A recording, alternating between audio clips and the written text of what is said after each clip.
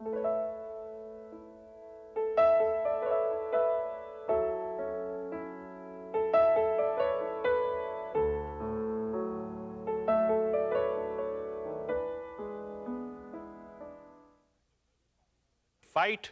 the Good Fight. The title for this particular film actually came from St. Paul. It's from Scripture. And St. Paul must have been a very active man. He was always talking about running the race or wrestling or fighting the good fight. Now, when you think about fighting the good fight, what word comes to your mind? What do you think about when you think about fighting? Well, the word that comes to my mind that's almost always there is tough. I mean, how can you fight a good fight if you aren't tough? And the kind of tough, especially when you think about fighting, that almost always is in everybody's mind is physical toughness. The guy that's physically tough is going to win the fight. I was thinking about this, and I remembered back in high school, I worked on a construction crew, and those guys were always talking about who was tough and who was winning fights and who got in fights, and the stories got horrendous. But this one guy I remember especially was telling me about in World War II, one of the guys in his company that he was with happened to be a Turk, and he said this little Turkish guy was the toughest human being that I ever met in my whole life. He said we were going up a hill, charging a hill, Germans were on top of this hill, and his eyes were starting to fire, and he was into this thing. And he said this little Turk had his gun in his right hand, his rifle, his weapon, charging up the hill. Some motor went off or a bomb or grenade or something, blew his arm off. And he said, you think the guy stopped? He said, not on your life. Reaches over with his left arm, picks up that rifle. He said he kept charging right up that hill. Took about 10, 12 steps, actually fell down and died. But actually the kind of thing he said, he died shooting his rifle. He died fighting. Now, that's tough. How could it not be tough to get your arm blown off and to continue up the hill? By God, that is tough. Another example of this physical kind of toughness is my father was always really gung-ho on boxing, loved boxers, loved the old-time boxers. And back in the early part of this century, one of the greatest fighters around was a young welterweight, a guy named Battling Nelson. And he had these great fights with another guy named Joe Gans. And in those days, a round didn't last 3 minutes. A round lasted until your opponent's or somebody's knee hit the canvas. When your knee hit the canvas, round was over. So round could go 5 or 6 minutes. And I remember my dad, just like this guy in the construction crew, he was getting so excited, and talking about this old Battling Nelson in this one great fight with Joe Gans. 38th round, he had his ribs busted so bad. Remember him telling me, Ernest, his ribs were busted so bad they were sticking out his skin. He never quit. I want to tell you, that Dane went for another 12 rounds with his ribs sticking out. All right, that's tough. I mean, how can you argue with it? That really is tough. Another kind of physical toughness is a guy I know, good friend. Haven't seen him for quite a while, but he was a very good friend back then, almost 20 years ago. Did a lot of time in prison. This guy's name was Tommy. And I remember one of the stretches when he was out telling me that he always carried his little 3-inch knife in a little holster behind his neck. And I said, Tommy, what'd you carry that for? And he said, are you kidding? He said, you go through the yard, somebody look at you, you don't look at them back and stare them down, they're going to come and cut your face. And he said, there ain't nobody cuts my face. I'm going to cut their face before they cut my face. Now, staring guys down in the yard, that's tough. That's physical toughness. That's not being afraid of the fight. It's not being physically afraid. But I want to tell you there's another kind of tough. And I think it's the kind of tough that St. Paul was talking about. And it's fighting the good fight relative to living your life. And specifically, what this tough is about is being tough enough to take responsibility for your own life. It's about not blaming. It's about not accusing. It's about not finding 100,000 delusion and denials to hide behind, to say there's nothing I can do about this, I couldn't help it, everybody's against me. See, that's a kind of moral toughness. The toughness to take personal responsibility for whatever is going on in your life and say, I'm going to play the cards that I have, and I'm not going to find a lot of excuses. I'm not going to blame anybody else, and I'm going to make the best of what's going on with what I got now. Now, let me give you an example. 15 or 20 years ago, I was a minister, a Catholic priest, minister, And several times a month, I would go to Anoka State Mental Hospital up by our house where I lived in Minneapolis. And part of this state mental hospital was a chemical dependency unit. And most everybody in that chemical dependency unit was court-ordered.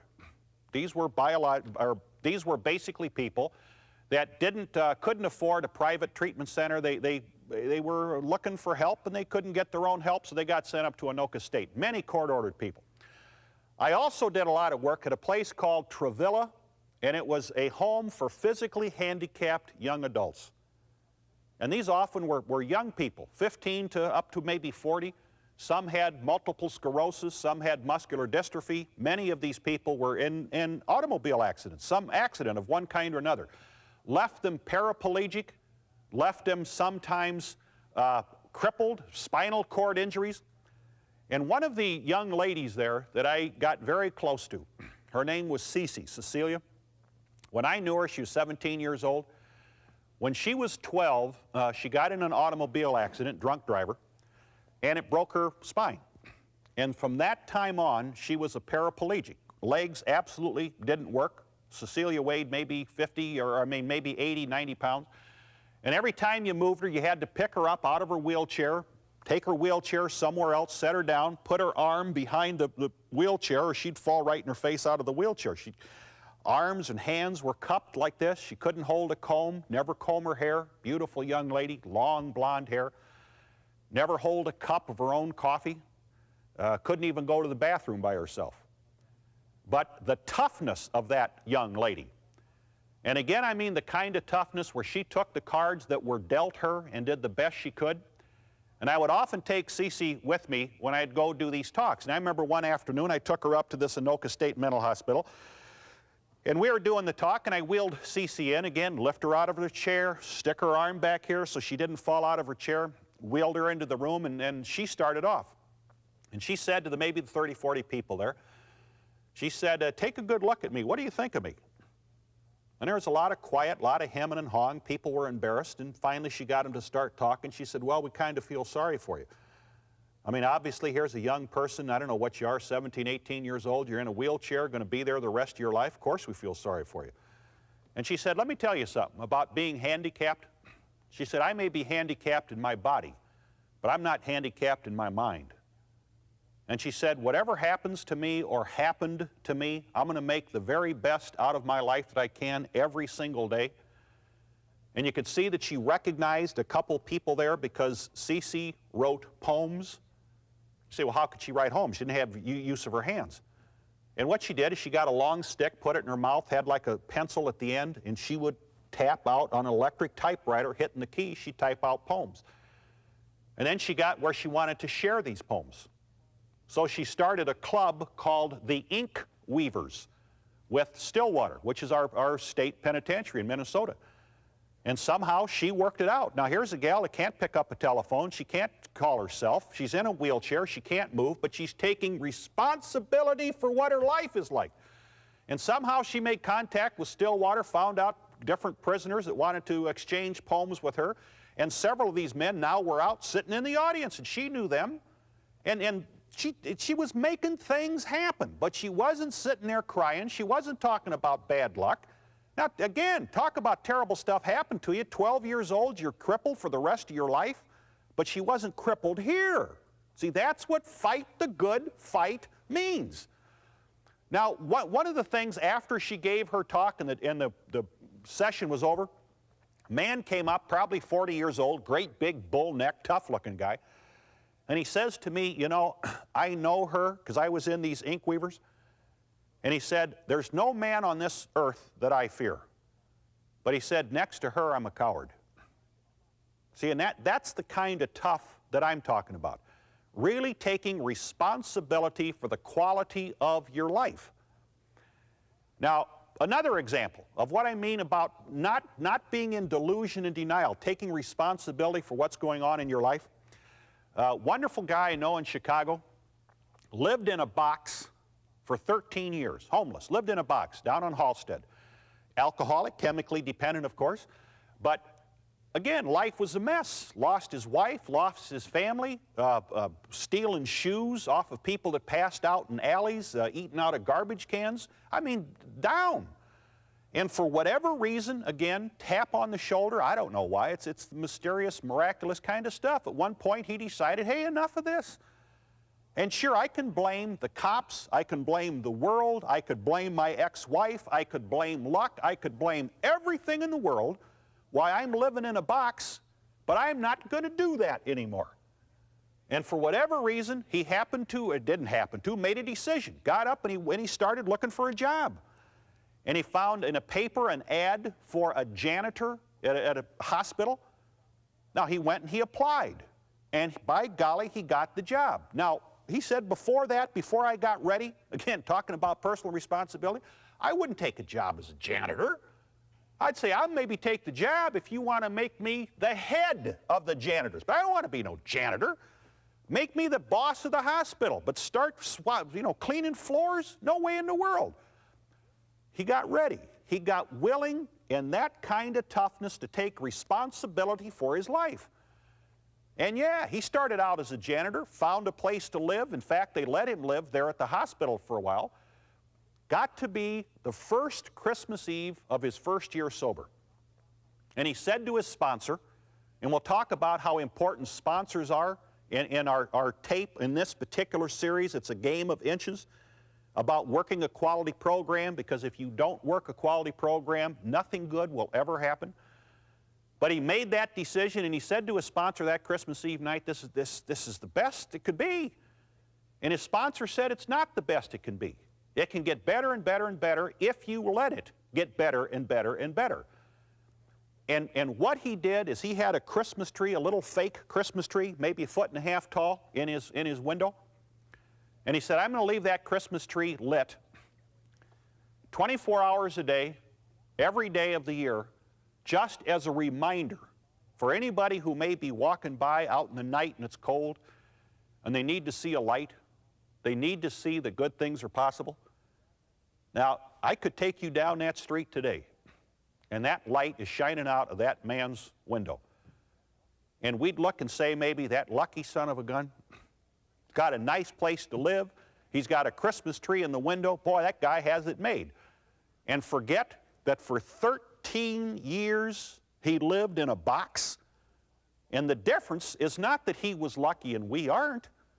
The difference is not that he had some kind of brains that we didn't. The difference was he made a decision to start to take responsibility for his life. That's the difference. And that's the kind of tough that's going to make a difference. Now, let me tell you another example of precisely what I mean about taking responsibility for your life. Remember I mentioned a bit ago about friend Tommy, had the little 3-inch knife in his back here? He also, young guy, been in prison 3 times, in and out by the time that I met him. He's only 21 years old then. But very handsome guy, good-looking guy. Geez, could he talk. Functionally illiterate, never learned to read and write. But man, could that guy talk. And we often went to different high schools, and he'd give a talk because he was young enough to relate to these high school kids. And I remember one afternoon he was talking in Detroit. He was talking to this high school, again, about specifically taking responsibility for your life. And he said, let me share with you kids something. He said, the second time that I got put in the joint, you know what I got put in for? Indecent exposure. And he said, you know what happened? There was a bunch of us going to the bathroom in an alley in Dayton, Ohio. And we had such bad luck, the cops just happened to come by. And those dirty, rotten cops, can you imagine them picking on us? We weren't doing nothing. We just had to go to the bathroom. It was about 3 o'clock in the morning, and we had to go to the bathroom, so we were in the alley, and they picked us up, and they hauled us in, and they put us in jail for indecent exposure. Now, here's my point. As Tommy was talking to these kids, he said, I can't tell you how long I blamed the cops and bad luck for that. But he said, let me tell you the real story. The real story was, I was out of prison, so I was on parole. Everybody that I was hanging out with also was on parole. So I broke the rules there, and that's something I did. We were all drinking. So there's 2 counts against us. He said we were all healed. We all had our weapons. We all had our guns and stuff. That's against the law. He said then, drinking of course, we all decided, let's go over to Dayton because we know a liquor store that we can rob. He said, let's go pull a job. So we went out and stole a car. Broke the damn law. He broke the law. It wasn't luck. They crossed the state line. They're going to pull this job holding up this liquor store. Before they got to the liquor store, somebody had to go to the bathroom, so they pulled off in the alley, going to the bathroom, then they got picked up. And of course, when the cops picked them up, they all had guns, they all had records, they were all on parole. Of course they went to prison. See, and he was saying, this is what I'm talking about. Before I got willing to take personal responsibility for my life, I blamed the cops, I blamed luck, I blamed God, I blamed absolutely everything but me. And here I was on parole, hanging out with felons, drinking, carrying a gun, stealing a car, crossing a state line to commit a felony. And I'm talking about bad luck. I'm talking about somebody did something to me. Now, I don't know if any of you can relate to that. I mean, in my life, there's lots of times I can relate to that kind of thinking, where I set forces in motion that result in some terrible things, and I'm going to blame everybody else but me. See, personal responsibility is being willing to take responsibility for what goes on, to not give your power away to other people, whether it's an ex-wife, whether it's a job, whether it's a boss, whether it's anything else, and not blame them and say, hey, what my life is going to be like is up to me. Now, let me share this idea with you, because I think it's central to this key point about making something worthwhile out of our life, which again is about taking personal responsibility. If you want to talk about tough, what most of that has to do with is going to war with the old habits and the old patterns that we have learned. And this is called adult children syndrome, adult children of alcoholic or dysfunctional families. Now, my hunch is that almost every one of us sitting here watching and listening, if we thought back about how were you punished when you didn't measure up to somebody's expectations, when you, quote, did wrong, how were you punished? Well, you know how Tommy was punished? Again, alcoholic parents, of course. I mean, they were just violent, mean people. As a little tiny kid, his punishment was when he did anything that made them angry, they lit a match and held his finger to the match. They burned him. And crazy stuff. He said when we got furniture, and apparently his parents had a little bit of money, he said that they had these plastic covers all over the couches, and you were never a white carpet, and you never were allowed to bring any dirt in the house. Now here's a 5-, 6-year-old kid, active as can be. Of course he's going to bring some dirt in the house, but anytime he bought dirt in the house or got anything the least bit dirty, out came the matches, burned himself. Now, my point is, real early on, that kind of attitude becomes a habit, and we become people not only who are victimized by that kind of stuff, but then we start to do it to others, and we become angry, we become rageful, we become destructive, and it becomes habit, so we don't know any other way to do it. And if you want to talk about tough, tough is going to war with the habit. Or let me put it this way. Every single one of us watching this film, and everybody in the world, has a film playing in their head. It's a big spool of film. It's like a movie. And that spool of film gets put on the movie camera, and that movie camera starts playing up here.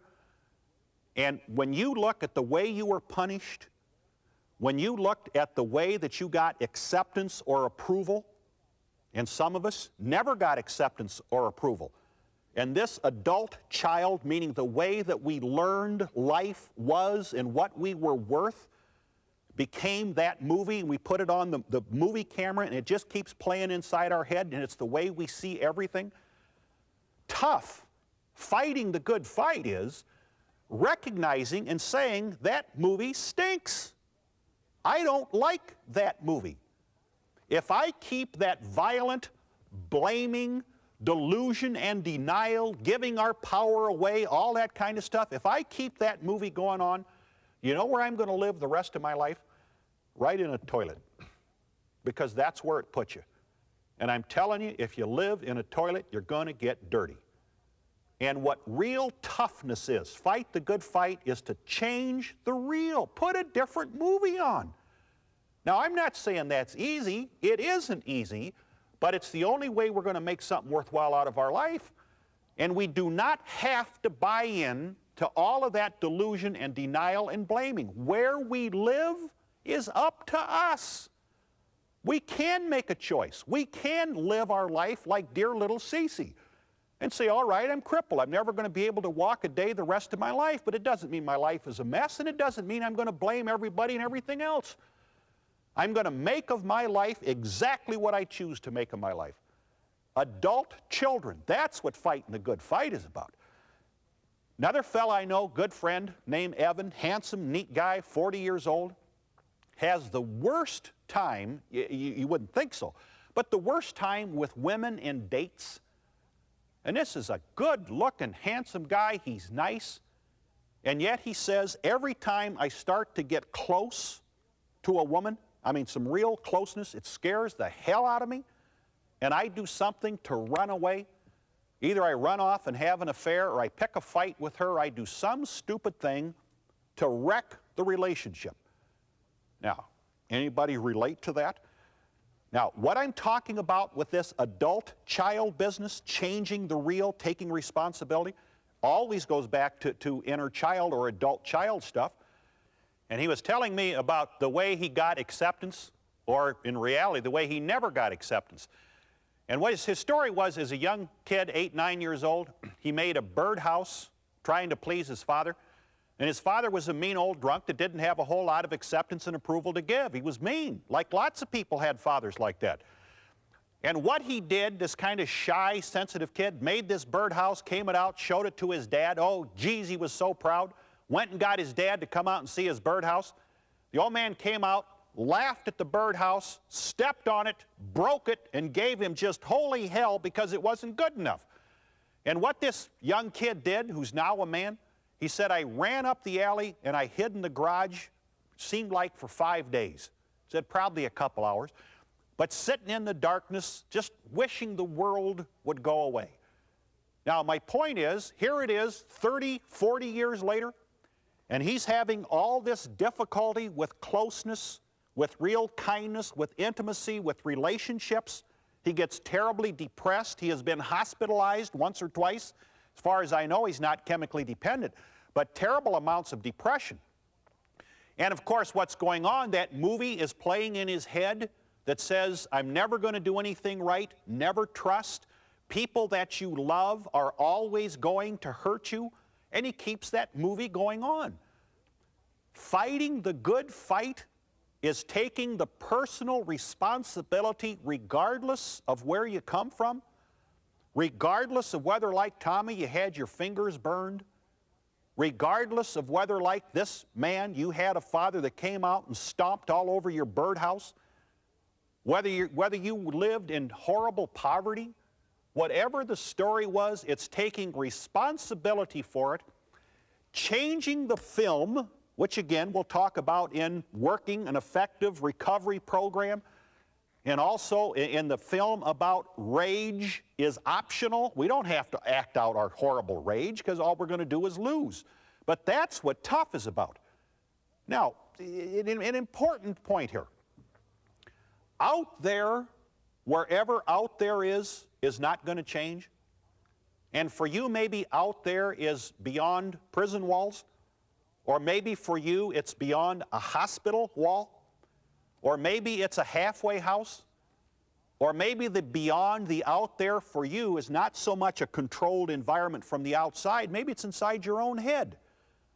It's all the fear and all the depression and all the hurt and all the anger. Maybe that's what out there is about. My point is, out there isn't going to change.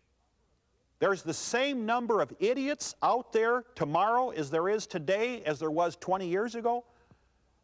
Out there, the job market may be no better. There's still bosses that are unjust, that are mean. For you, perhaps out there's an ex-wife or a family that you are separated from, and that isn't going to change.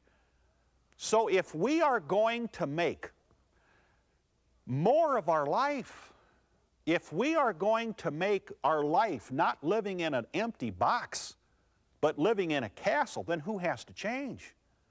See, and it isn't them.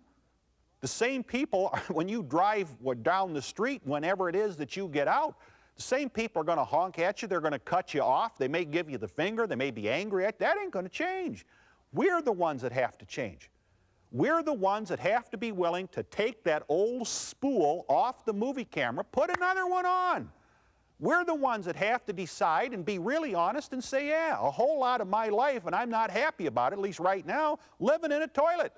I don't want to live there anymore. I'm going to live somewhere else. Where we live is up to us. Now, again, talk about tough. What does that mean for you right now to start changing? See, if we're really going to start taking responsibility for our lives, regardless of the past, what does that mean? And maybe for you, the first step means sobriety.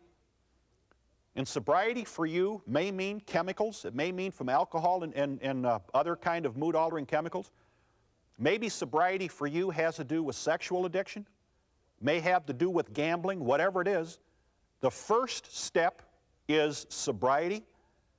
Now, there's all kinds of people that are stuck in that kind of prison of some kind of addiction, compulsive behavior, and don't have the guts to say, I'm going to take responsibility for that, and I'm going to change that. And I'm guaranteeing you, you can do it. You do not have to live in a toilet the rest of your life. But we will if we don't make the choices to take responsibility for our life. Maybe for you to get started, perhaps it's learning to read. I mentioned to you about my friend Tommy, functionally illiterate. One of the things that he really needed to do, of course, besides maintaining sobriety, is he needed to learn how to read. I mean, it's terribly difficult to get any kind of a decent job if you can't read. Now, there's a lot of shame with that, isn't there? I mean, if you're 20, 30, 40, 50, 60 years old, and maybe your kids are reading whizzes, who knows what, and you're comparing yourself with other people, and you say, I'm sitting here, and I've learned to get along for 20, 30, 40 years faking it. I mean, I can't read, but I sit next to other people that can, and I ask them questions as if I can read, or I'm always saying, hey, I left my glasses home. You don't have glasses, but you're saying, I left my glasses home. Could you know, what does this say? And you've learned to con it. Well, maybe part of what we need to learn to do to overcome all of the shame and guilt, and we'll talk about that in the film, in Building Self-Esteem, Where Giants Walk. You know, truly maybe what we need to learn to do is to learn to read, or maybe for you, it's to reconcile. It's to reconcile, to make a call with an estranged family member. Maybe that's what's really holding you back. It's really, sticking you in some bad place, that you have so much guilt and hurt and shame over a family member, kids that you haven't seen. Maybe you need to write them a letter. And sure, it's tough, but that's what fight the good fight means. It takes tough, but not necessarily the kind of tough to go out and shoot somebody. The kind of tough to go to war with all of those habits, all of those feelings, all of those old beliefs that are inside of you and saying, I'm not going to live here anymore. What is it for you? For you to take the first step in truly taking responsibility for your life, which there's nowhere to go apart from that. What does that mean for you? To learn to be kinder to yourself? To learn to read? To make a decision that you're going to go out maybe and get a job and you've been blaming everybody in the world why that hasn't happened? What does that mean for you? See, our life will be as quality, our life will be as rich, our life will be as satisfying as we make it to be. And we get this tremendous noise and power going on in our head that fights against that, the old movie playing, that wants us to say, it isn't me, it's them. They're the ones that are holding me back. They're the ones, I don't have a job. Them dirty cops are out to get me. All that kind of stuff. And it's nonsense. Now, part of it may be true, but the fact is, again, the quality of our life is going to be as we make it.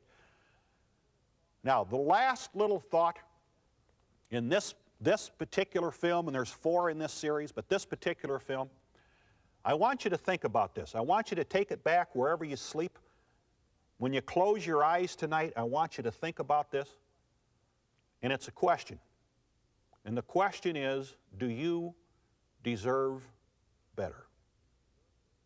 Do you deserve to be happier? Do you deserve to have some serenity, some peace? Do you deserve to get rid of guilt, to get rid of shame? Do you deserve it? Does your family deserve it? Do the people that you love deserve it? Then I want to guarantee you the answer is, if you choose that you deserve better, I'll guarantee you can make it happen. If you take responsibility for your life, you can make it happen. Where you live is up to you, and nobody can make you live where you choose not to.